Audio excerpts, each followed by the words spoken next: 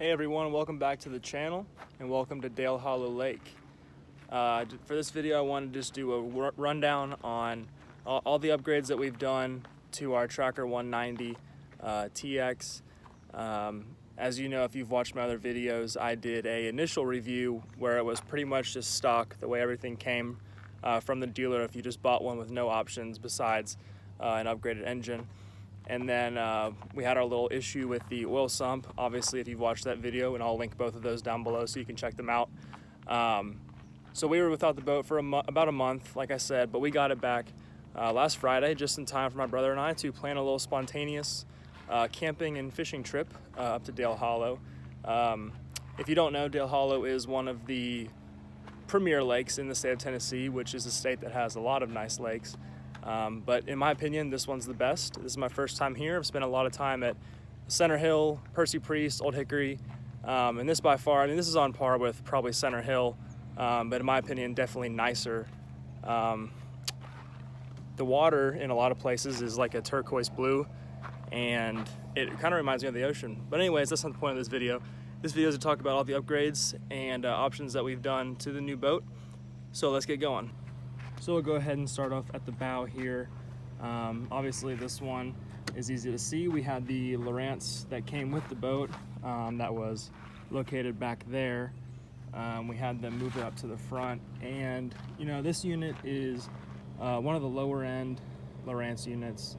Certainly not the lowest, but it is down there, and I don't even know if they make this one anymore. Somebody correct me. I think they might have changed to the Hook 2 series now.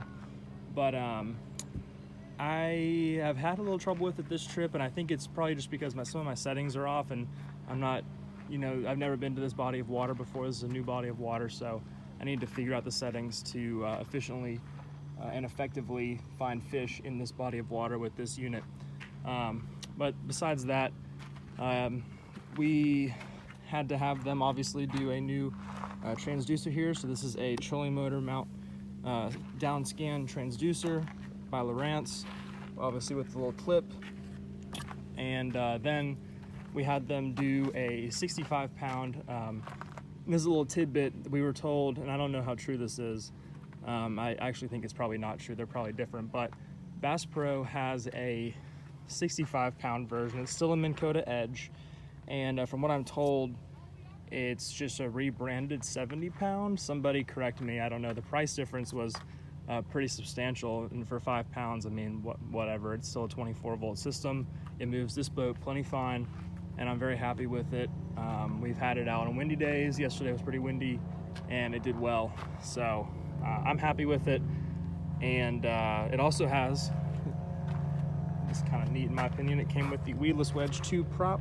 So we got shallow here. There's a lot of grass beds, and I didn't have to worry about getting anything caught up in there because of that. And it did. You could look down and see, because the water here is pretty clear, you could look down and see it cutting through grass, which was pretty cool. This is something, let me skirt here.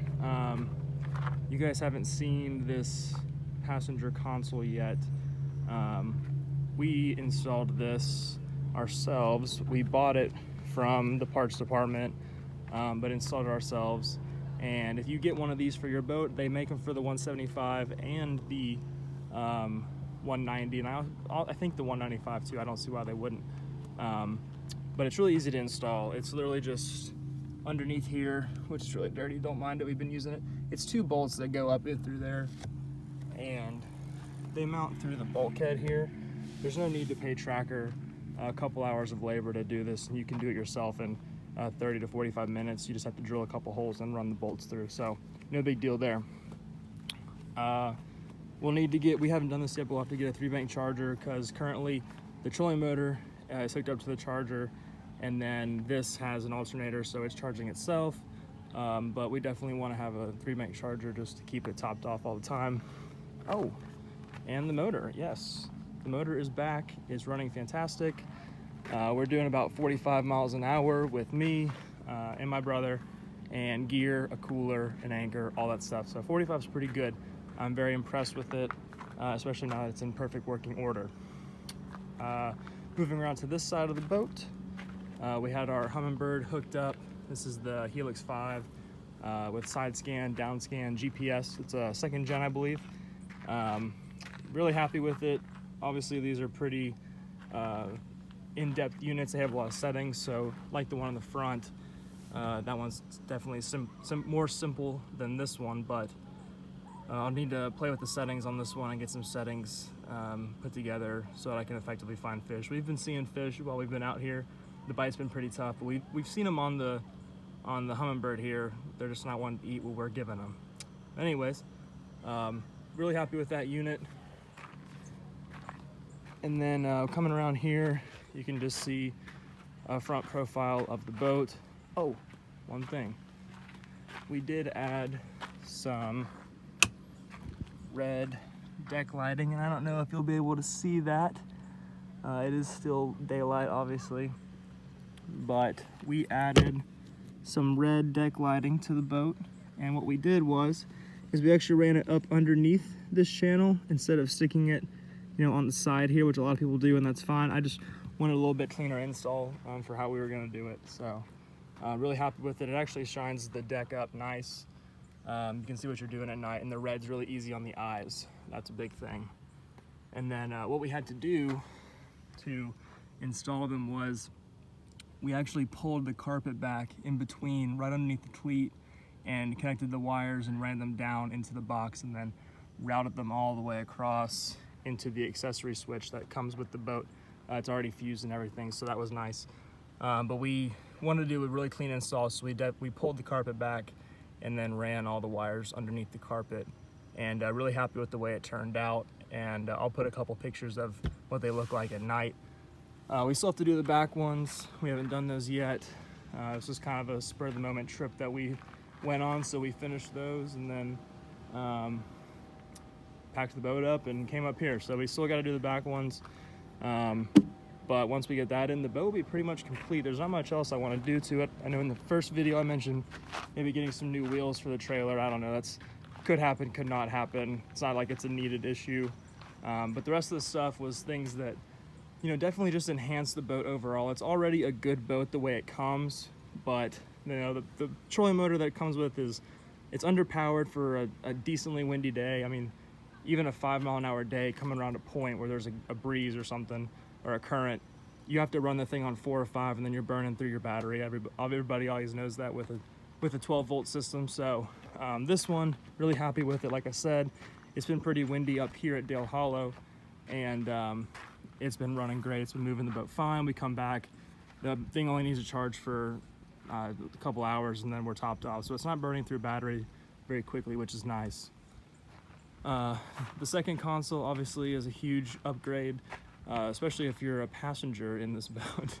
It's already a pretty dry boat, but the console definitely helps out on those mornings where, like this morning, it was a little bit chilly, not cold, but a little chilly, so that helps break some wind. And then with, you know, water coming over the side, splash, everything like that, when you hit a wake or whatever, it helps out with that too if you're a passenger. So highly recommend that upgrade. That's one that a lot of people I don't think do because they don't think that they need it, but I certainly think it's worth it. And then the electronics upgrades. You know, this one, whenever I get around to it, I'll get a new unit for up here, but right now I want to figure this one out and make do with what we have. But I definitely think the electronics upgrades that we did are ones that everybody should do. It just helps, you know, bring the boat up to another level. That Lowrance unit by itself is not good enough, and with everybody now, you know, you want GPS on your boat. It just helps out. You don't have to carry around charts and maps and stuff, so you definitely want to do that. We haven't done anything. Oh yes, last one, we also did the boat buckles. I know I saw a lot of comments on the initial review video saying, you know, to get boat buckles, and that was always part of the plan. It was just kind of a make do with the ratchet straps for a while, and then you know, we get around to it. But these ones, I actually found these at Academy. They're only about 45 bucks, I think, so it's not bad. The other boat buckles go for about 70, I think, but these are the smaller version of the regular boat buckles, and they're rated for plenty of weight for this boat. This is a lightweight boat, so you guys all know boat buckles, how easy they are. You just bring that up, give it a click, maybe one ratchet, and then lock it down just like that. Super easy. Don't have to worry about ratchet straps. You know, that's just, I don't know. I love that.